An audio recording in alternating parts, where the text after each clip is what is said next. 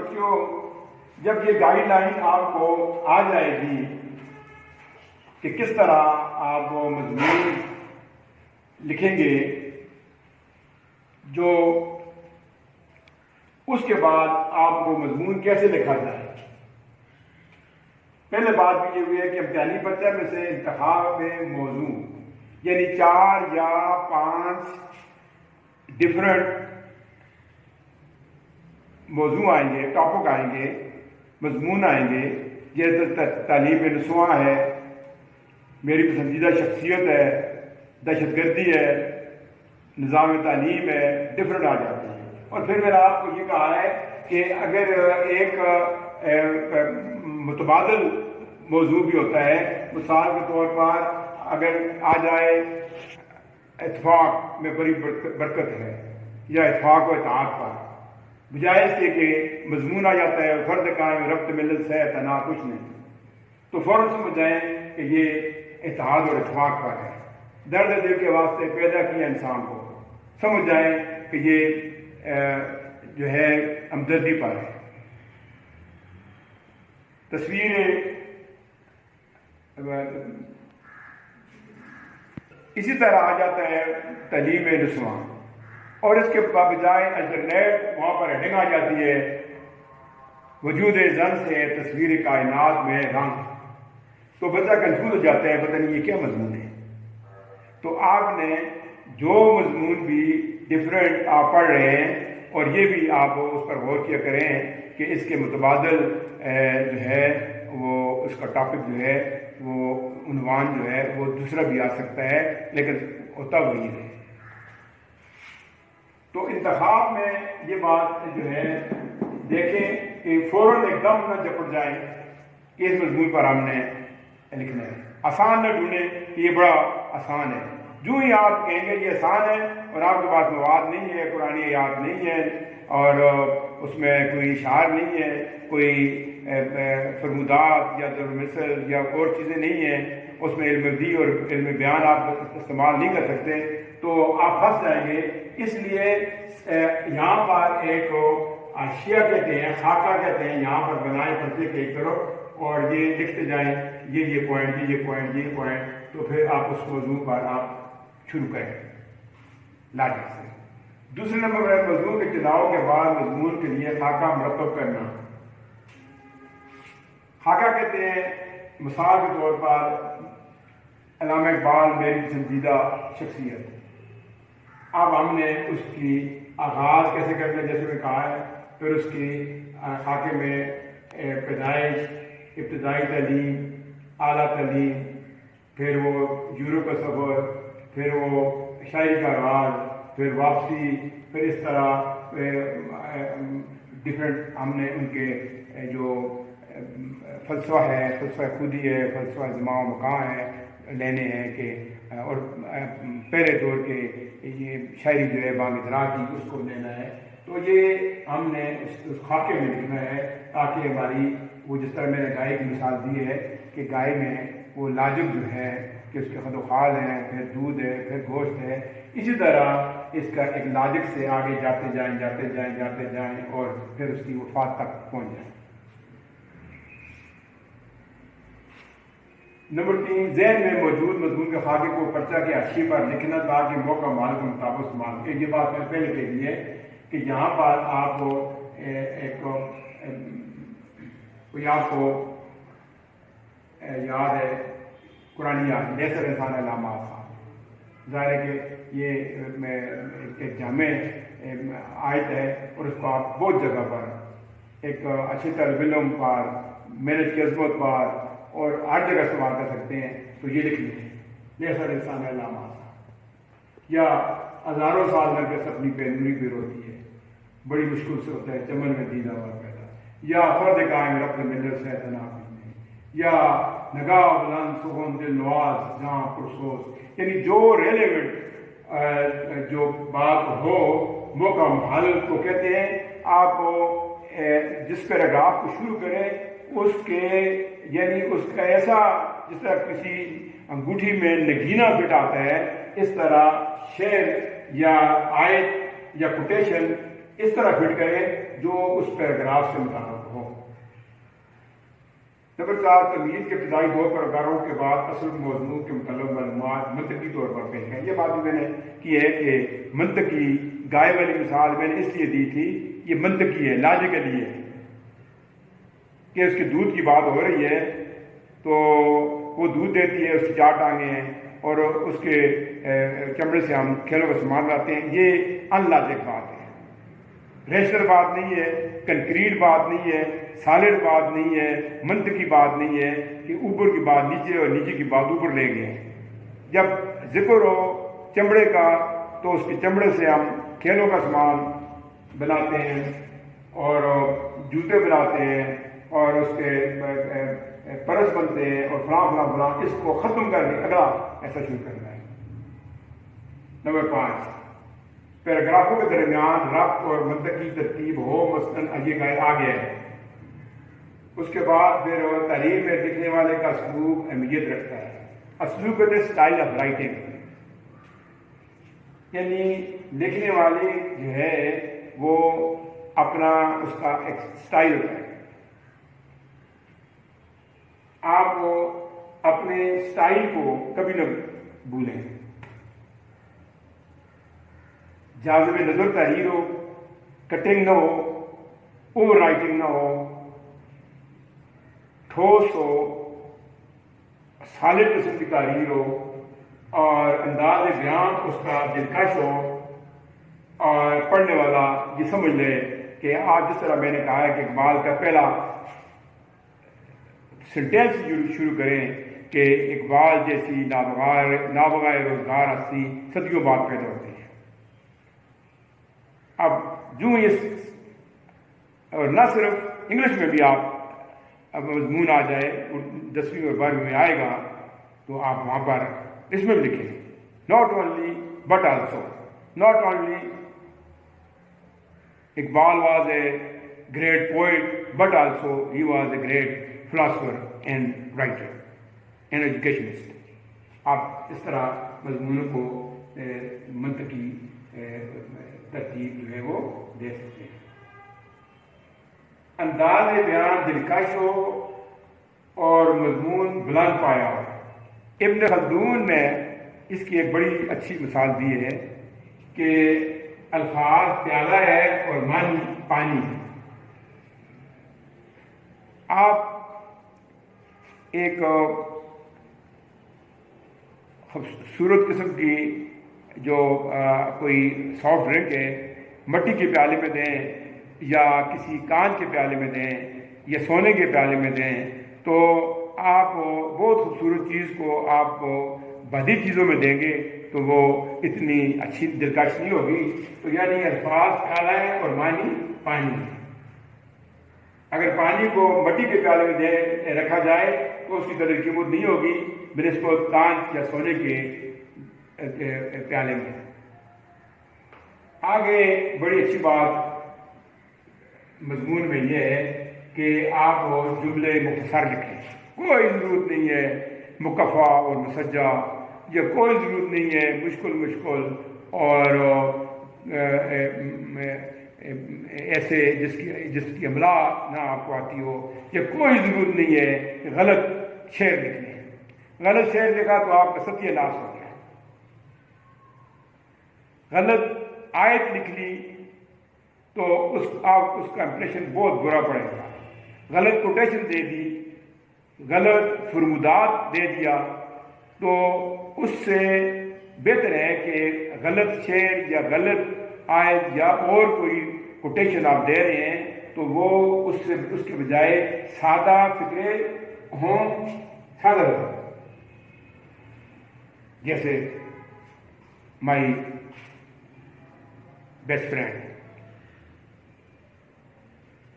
Aslam is my best friend, یہ سادہ فکر ہے۔ کوئی ضرورت نہیں ہے لمبے چوڑے، his father is doctor، یہ سادہ فکر ہے۔ he has 4 brothers and 1 sister، یہ سادہ فکر ہے۔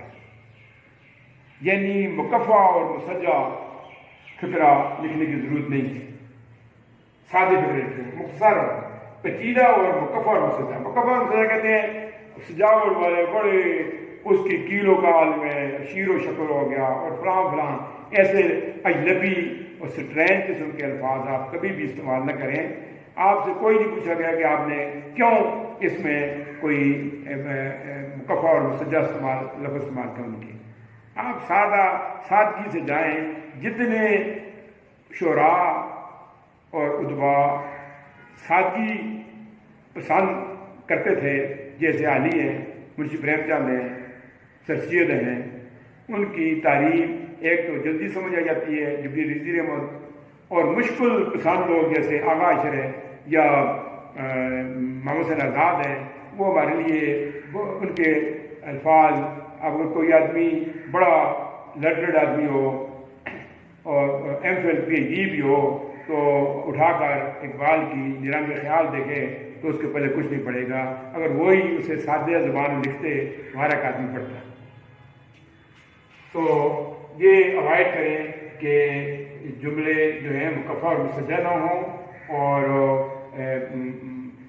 ایسے نہ ہوں جس کے معنی آپ کو نہ آتی ہوں، یا غلط ڈکٹیشن اس میں اس کی املا غلط، یہ نہ لکھیں، اثر برا پڑتا ہے. اور الفاظ کا تکرار نہ ہو. جب آپ نے ایک بات کہہ دی کہ اقبال ایک نابغہ روزگار ہستی تھے، تو پھر دوبارہ نابغہ روزگار ہستی تھے نہ، یا کوئی اور لفظ آپ کہتے ہیں تو اس کو بار بار ریپیٹ کریں گے تو اس کا ویٹیج بھی کم ہو جائے گا اور آپ اثر بھی برا پڑے گا. تو تکرار جو ہے یعنی الفاظ کا، فقرات کا اور آیات کا، اشعار کا تکرار نہیں چاہیے. آپ نے لکھ دیا فرد قائم رب ملت سے ناخوش نہیں ایک پیراگراف میں، تو پھر جا کر پھر دوسرے پیراگراف میں یا تیسرے پیراگراف میں لکھنے کی کوئی ضرورت نہیں. اس کے بعد نویں بات یہ ہے کہ مضمون اور آپ کی تحریر جو ہے جاذب نظر ہو، اٹریکٹیو ہو، دلکش ہو، خوبصورت ہو. پہلی نظر میں جب پرچہ آئے تو سب ایگزامینر دیکھے اور خوش ہو جائے، اور بعض اوقات ممتحن جسے سب ایگزامینر کہتے ہیں وہ ہیڈنگ کو دیکھتا ہے اور نمبر لگا لیتا ہے، 10 میں سے 10 نمبر دے دیتے ہیں. اور تحریر بھدی ہو، املا کی غلطیاں ہوں، غلط اشعار ہوں، تو آپ نے اپنے پاؤں پر خود کو لڑی ماری کہ سادہ الفاظ استعمال نہیں کیے اور غلط چیزیں جو ہیں وہ استعمال کی. اور رائٹنگ سوچ کے لکھیں، اس میں کٹنگ نہ ہو. بار بار لفظ کو کٹا ہوا بھدا ہو جاتا ہے، اٹریکٹیو نہیں رہتا، جاذب نظر نہیں رہتا. اس لیے بڑا صحت زبان کا خیال رکھا جائے. اس کے بارے میں بات کی. صحت زبان کہتے ہیں املا، یعنی آپ کوئی چیز زال سے شروع ہوتی ہے یا زے سے شروع ہوتی ہے یا زوال سے شروع ہوتی ہے یا زوج سے شروع ہوتی ہے، تو آپ نے یا سے صبر یا سے ثابت ہے، تو آپ نے صحت زبان میں سین الفا بے ضرورت بات لکھ دیا تو اگلے بار برا اثر پڑے گا. ثابت سے ہوتا ہے، اس لیے آپ نے صحت اس کا املا کا خیال رکھنا ہے. خدا نخواستہ آپ کنفیوز ہو جاتے ہیں، کوئی لفظ آپ اس میں آپ املا کی اس پر شور نہیں ہے تو آپ دوسرا لفظ استعمال کر لیں، لیکن جس پر شک ہو اس لفظ کو استعمال نہ کریں. اسی طرح غلط اشعار اور رواجات سے گریز کریں. اس کو میں نے کہہ دیا ہے کہ پلیز اوائڈ ایسے اشعار اور ایسی آیت. غلط آیت لکھیں گے تو گناہ بھی ہوگا اور نمبر بھی نہیں ملیں گے، اور غلط شعر لکھیں گے آگے پیچھے کر کے تو اثر بھی برا پڑے گا اور نمبر بھی نہیں ملیں گے. تو اس کو نہ ہی لکھیں، سادہ لفظوں میں آگے نکل جائیں. جیسے میں نے شروع میں کہا ہے کہ یہ ایک فن ہے، ایک ٹول ہے، ایک ٹیکنیک سے مضمون لکھنا. تو وہ سمجھ لیں کہ دوسروں کو کیسے ٹھگایا جاتا ہے، کیسے نمبر کمایا جاتا ہے. اور آخری بات یہ ہے کہ آپ نے مضمون لکھا، اس کی تمہید اور نفس مضمون اور اختتام بھی اچھا کیا تو اختتام خوبصورت ہو. مثلاً اقبال پر آگے ہے تو میں اچھا شعر اس کے لیے جو مرتب وقت وہ اگر یاد ہے تو ٹھیک ہے، نہیں یاد ہے تو نہ لکھیں. سرود رفتہ باز آیت کے نائے، سرود رفتہ باز آیت کے نائے، یعنی آخر میں آپ ان کی جو نظر کی حالت سے پہلے کچھ لکھا تھا تو آپ اس کو آپ اختتام میں لکھ لیں. آپ کی لکھیں کہ آپ 21 اپریل 1938 کو فوت ہوئے اور آپ کی مقبرہ جو ہے وہ بادشاہی مسجد کے سین میں ہے، اور آخر میں لکھیں سرود رفتہ باز آیت کے نائے، نسیم از جاز آیت کے نائے، سرامود ای روزگارے فقیرے دگر دانائے راز آیت کے نائے. اس پر آپ نے اختتام کر دیا تو آپ کو نمبر جو ہے وہ سمجھے گا کہ یہ آدمی جو ہے کچھ جاننے والا ہے، اور مضمون مکمل ہو جائے تو اس کو پھر پڑھے.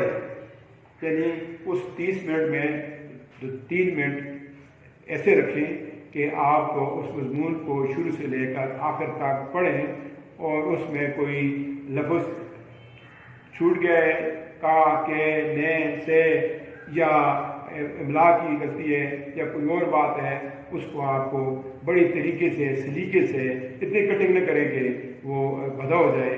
آپ اس کو اس کے درمیان میں کی رہ گئے تو اس کو لکھ لیں، کا رہ گئے تو اس لکھ لیں.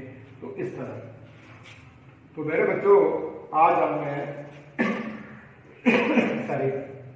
ہم نے مضمون نگاری لکھنے کا فن، اس کے لازمات اور مضمون کے حصے اور مضمون کے نگاری کے عام نکات اور مضمون کیسے لکھا جائے اور اس کے اندر مواد کیسا ہو، یہ ساری باتیں آپ نے لکھنی ہے.